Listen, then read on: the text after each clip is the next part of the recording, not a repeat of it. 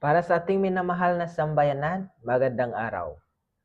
Nagsagawa po ng relief operations ang Office of the Vice President sa pangunguna po ni Vice President Sara Duterte para sa mga pamilyang naapektuhan ng pagputok ng Bulkang Mayon sa iba't ibang bayan ng Albay, sa rehiyon ng Bicol noong January 28 hanggang 29, 2026 ngayong taon.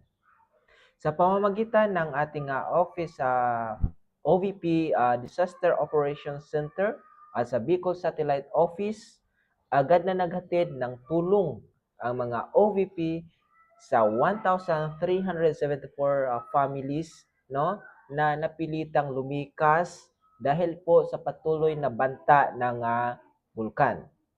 Namahagi din po ang ating Office of the Vice President ng mga non-food items tulad na lamang po ng mga sleeping kits, hygiene kits, tsinelas, at mga lalagyan ng mga tubig na mahalaga para sa pang-araw-araw na pangangailangan ng mga evacuees sa evacuation centers.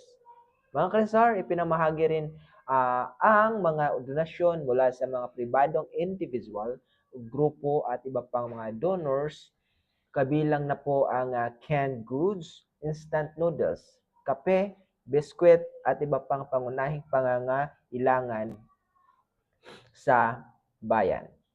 Isinagawa po ang relief operations sa maayos na coordination kasama po dyan ang pamalaang panlalawigan ng Albay at Philippine Army na maging katuwang ng OVP upang masigurong ligtas, mabilis at maayos ng pamamahagi ng tulong sa ating kababayan. So nagpasalamat po ang ating Vice President sa lahat po ng mga response team, mga volunteers, lahat po nagpapasalamat ang ating Vice President.